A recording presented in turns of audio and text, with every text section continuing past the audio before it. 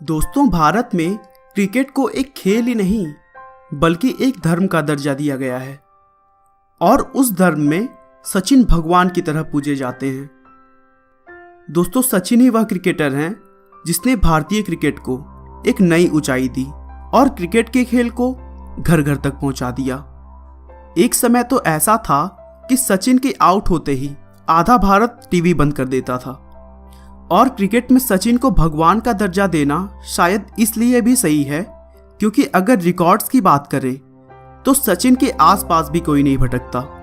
सबसे ज्यादा रन बनाने का रिकॉर्ड हो या शतक मारने का या फिर चौका लगाने का ही क्यों ना हो, सचिन हर रिकॉर्ड्स में सबसे आगे हैं। एक बार तो सचिन तेंदुलकर की तारीफ में एक ऑस्ट्रेलियन प्रशंसक ने कहा कि अपराध तब करो जब सचिन बैटिंग कर रहा हो, क्योंकि भगवान भी उस समय उनकी बैटिंग देखने में व्यस्त होते हैं। सचिन भारत के सर्वोच्च नागरिक सम्मान भारत रत्न से सम्मानित होने वाले पहले खिलाड़ी हैं। इसके अलावा उन्हें राजीव गांधी खेल रत्न पुरस्कार से भी सम्मानित किया जा चुका है। सचिन एक अच्छे खिलाड़ी होने के साथ ही साथ एक अच्छे इंसान भी हैं। वे हर साल 200 बच्चों के पालन पोषण की जिम्मेदारी के लिए अपनालय नाम की एक गैर सरकारी संगठन भी चलाते हैं। दोस्तों, आइए बिना आपका समय खराब किए हम सचिन तेंदुलकर के बचपन से लेकर क्रिकेट में उनकी अद्भुत सफलता तक के सफर को शुरू से जानते हैं।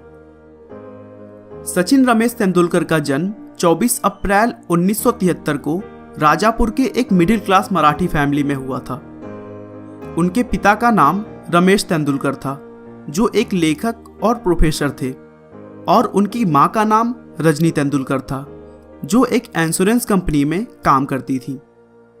यह बहुत कम लोग जानते होंगे कि सचिन तेंदुलकर अपने पिता रमेश तेंदुलकर की दूसरी पत्नी के पुत्र हैं। रमेश तेंदुलकर की पहली पत्नी से 3 संतानें हुई, अजीत, नितिन और सविता, जो कि तीनों सचिन से बड़े हैं। सचिन तेंदुलकर का नाम उनके पिता रमेश तेंदुलकर ने अपने प्रिय संगीतकार सचिन देव बर्मन के नाम पर रखा था। सचिन को क्रिकेट का शौक बचपन से ही है, लेकिन शुरू से ही वह बहुत ही शरारती बच्चों में गिने जाते थे, जिसकी वजह से अक्सर स्कूल के बच्चों के साथ उनका झगड़ा होता रहता था। सचिन की शरारतों को कम करने के लिए उनके बड़े भाई अजीत ने उन्हें 1984 में क्रिकेट एकेडमी ज्वाइन कराने का सोचा और रमाकांत आचरेकर के पास लेकर गए। रमाकांत आचरेकर उस समय के प्रसिद्ध कोच में गिने जाते थे, लेकिन सचिन पहली बार उनके सामने अच्छा प्रदर्शन नहीं कर पाए और आचरेकर ने उन्हें क्रिकेट सिखाने से मना कर दिया। लेकिन बड़े भाई अजीत के रिक्वेस्ट पर आचरेकर ने फिर से एक बार सचिन का मैच देखा, लेकिन इस बार वे सचिन को एक पेड़ के पीछे से छुपकर देख रहे थे और तब सचिन ने बहुत अच्छा मैच खेला था, जिससे उन्हें पता चल गया कि सचिन केवल हमारे सामने खेलने में असहज महसूस कर रहे हैं। और फिर उन्होंने सचिन को अपने एकेडमी में ले लिया और क्रिकेट सिखाना शुरू कर दिया। आगे चलकर आचरेकर को सचिन के बैट पकड़ने के तरीके से प्रॉब्लम थी, क्योंकि सचिन बैट को बहुत नीचे से पकड़ते थे और आचरेकर के हिसाब से इस तरह से बैट पकड़ने पर अच्छे शॉट्स नहीं लगाए जा सकते थे। इसीलिए उन्होंने सचिन को बैट को थोड़ा ऊपर पकड़कर खेलने का सलाह दिया, लेकिन इस बदलाव से सचिन कंफर्टेबल नहीं फील कर रहे थे और इसीलिए उन्होंने आचरेकर से रिक्वेस्ट किया कि उन्हें नीचे बैट पकड़कर ही खेलने दें। दरअसल बचपन में सचिन अपने बड़े भाई के बैट से खेलते थे और उनके छोटे छोटे हाथों से बड़ी बैट को पकड़ने में बहुत दिक्कत होती थी और वह उस बैट को संभालने के लिए बहुत नीचे से पकड़ते थे। वहीं से उन्हें बैट को नीचे पकड़ने की आदत हो गई। आचरेकर तेंदुलकर की प्रतिभा से बहुत ही प्रभावित थे और इसीलिए उन्होंने सचिन को श्रद्धा आश्रम विद्या मंदिर में पढ़ाई के लिए शिफ्ट होने के लिए कहा, क्योंकि वहां पर क्रिकेट की बहुत अच्छी टीम थी और उन्होंने देखा था कि सचिन को अगर एक अच्छा माहौल मिले तो वो कुछ भी कर सकते हैं। तेंदुलकर ने भी अपने कोच के कहने पर उस स्कूल में एडमिशन ले लिया और एक प्रोफेशनल टीम के साथ क्रिकेट खेलने लगे।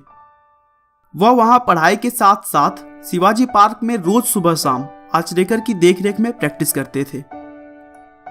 सचिन को प्रैक्टिस कराते समय उनके कोच स्टंप पर एक सिक्का रख देते थे और दूसरे खिलाड़ियों को कहते थे कि वह सचिन को बॉलिंग करें।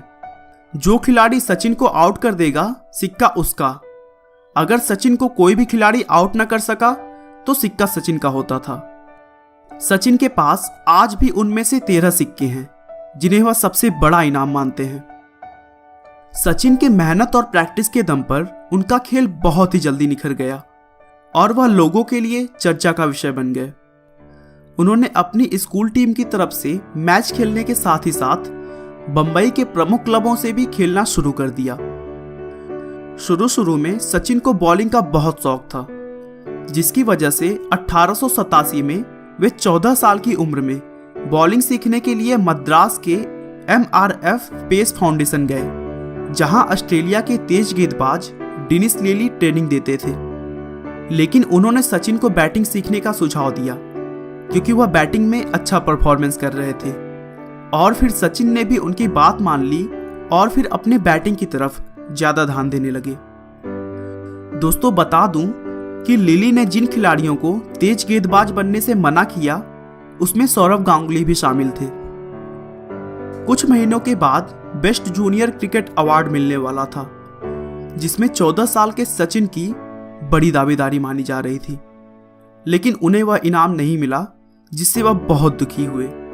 और तभी उनका मनोबल बढ़ाने के लिए पूर्व भारतीय बल्लेबाज सुनील गावस्कर ने उन्हें अपने पैड की एक जोड़ी दे दी। तेंदुलकर ने लगभग 20 साल बाद 34 टेस्ट शतक की गावस्कर के विश्व रिकॉर्ड को पीछे छोड़ने के बाद इस बात का जिक्र किया था। उन्होंने कहा कि यह मेरे लिए उस समय प्रोत्साहन का सबसे बड़ा स्रोत था। 14 नवंबर 1987 को तेंदुलकर को रणजी ट्रॉफी के लिए भारत के घरेलू फर्स्ट क्लास क्रिकेट टूर्नामेंट में मुंबई की तरफ से खेलने के लिए सेलेक्ट किया गया, लेकिन वह अंतिम 11 में किसी भी मैच में नहीं चुने गए। उनका इस्तेमाल उस पूरी सीरीज में केवल रिप्लेसमेंट फील्डर के लिए किया गया था। एक साल बाद 11 दिसंबर 1988 को सिर्फ 15 साल और 232 दिन की उम्र में तेंदुलकर ने अपने कैरियर की शुरुआत मुंबई की तरफ से खेलते हुए गुजरात के खिलाफ की, जिस मैच में उन्होंने नाबाद शतक बनाया और फर्स्ट क्लास क्रिकेट में अपने पहले ही मैच में शतक बनाने वाले सबसे युवा खिलाड़ी बन गए। और फिर 1988-89 के सेशन में वे पूरे सीरीज में मुंबई की तरफ से सबसे ज्यादा रन बनाने वाले खिलाड़ी बने। उसके बाद भी उनकी शानदार परफॉर्मेंस जारी रही और उन्होंने दिल्ली के खिलाफ ईरानी ट्रॉफी में भी नाबाद शतक बनाया। उस समय वे शेष भारत के लिए खेल रहे थे। सचिन तेंदुलकर ने रणजी, दलीप और ईरानी ट्रॉफी में अपने पहले ही मैच में शतक जमाया था, और ऐसा करने वाले वे भारत के एकमात्र बल्लेबाज हैं। उनका यह रिकॉर्ड आज तक कोई नहीं तोड़ पाया है। सचिन के जादुई खेल को देखते हुए सिर्फ 16 साल की उम्र में उनका सिलेक्शन भारतीय अंतर्राष्ट्रीय क्रिकेट टीम में किया गया। अंतर्राष्ट्रीय क्रिकेट में उनके सिलेक्शन का श्रेय राज सिंह डूंगरपुर को दिया जाता है, जो कि उस समय के सेलेक्टर थे। तेंदुलकर नवंबर 1989 में सिर्फ 16 साल और 205 दिनों की उम्र में कराची में पाकिस्तान के खिलाफ अपने टेस्ट कैरियर की शुरुआत की। इससे पहले भी भारतीय चयन समिति ने वेस्टइंडीज के दौरे के लिए सचिन के सिलेक्शन की इच्छा जताई थी, लेकिन वह नहीं चाहते थे कि सचिन को इतनी जल्दी वेस्टइंडीज की तेज गेंदबाजों का सामना करना पड़े, और इसीलिए उन्होंने सचिन को थोड़ा और समय दे दिया था। कराची में सचिन ने इंडिया क्रिकेट टीम की तरफ से पाकिस्तान के खिलाफ पहला मैच खेलते हुए 15 रन बनाए।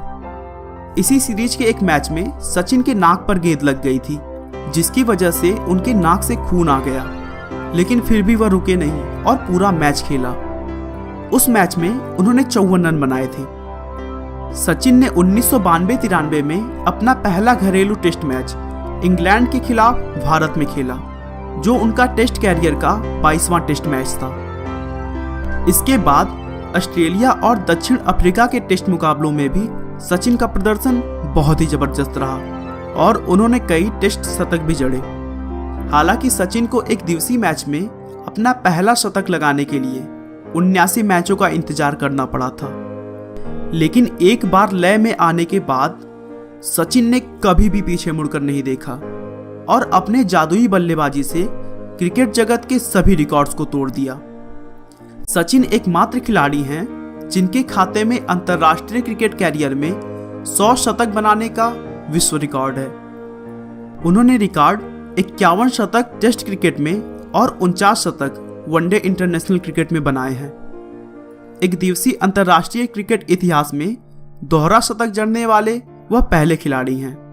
साथ ही साथ सचिन सबसे ज्यादा वनडे इंटरनेशनल क्रिकेट मैच खेलने वाले भी खिलाड़ी हैं। उन्होंने कुल 463 वनडे खेले हैं। सचिन को क्रिकेट में उनके अद्भुत योगदान के लिए उन्हें बहुत सारे पुरस्कारों से भी सम्मानित किया जा चुका है। 1997-98 में उन्हें खेल जगत के सर्वोच्च पुरस्कार राजीव गांधी खेल रत्न से सम्मानित किया गया। उसके बाद 1999 में उन्हें पद्मश्री और 2008 में उन्हें पद्म विभूषण से भी सम्मानित किया जा चुका है। 2013 में भारतीय डाक विभाग ने उनके नाम का डाक टिकट जारी किया। इस सम्मान से सम्मानित होने वाले वह एकमात्र क्रिकेटर हैं। 2014 में सचिन को भारत के सर्वोच्च नागरिक सम्मान भारत रत्न से भी सम्मानित किया गया। भारत रत्न से सम्मानित होने वाले वह पहले खिलाड़ी हैं। वनडे क्रिकेट में बल्लेबाजी के लगभग सभी रिकॉर्ड्स अपने नाम करने के बाद 23 दिसंबर 2012 को सचिन ने वनडे क्रिकेट से संन्यास की घोषणा कर दी और फिर 16 नवंबर 2013 को अपने घरेलू मैच वानखेड़े स्टेडियम में उन्होंने अपना अंतिम टेस्ट मैच खेला। इस टेस्ट मैच को जीतकर भारतीय टीम ने उन्हें भावपूर्ण विदाई दी। अगर सचिन की पर्सनल लाइफ की बात करें तो 1995 में उन्होंने अंजलि तेंदुलकर से शादी की। उनके 2 बच्चे भी हैं जिनका नाम सारा और अर्जुन है। सचिन अपने शांत और सरल स्वभाव के लिए विश्व भर में प्रसिद्ध हैं। गुस्से में आकर वे कोई टिप्पणी करने की बजाय किसी टिप्पणी का जवाब अपने बल्ले से देने में विश्वास रखते थे। दोस्तों, सचिन ने क्रिकेट में भगवान का दर्जा अपनी मेहनत, अपनी कोशिश, अपनी लगन से हासिल की। उन्होंने क्रिकेट को इस तरह खेला कि वह सिर्फ खेल न रहकर एक प्रेरणा बन गया। आपका बहुमूल्य समय देने के लिए बहुत बहुत धन्यवाद। इस वीडियो को लाइक करके आप हमारा मनोबल बढ़ा सकते हैं। दोस्तों, अगर आप हमारे वीडियो को मिस नहीं करना चाहते तो कृपया चैनल को सब्सक्राइब कर लें। आपको यह कहानी कैसी लगी हमें कमेंट करके जरूर बताएं। धन्यवाद।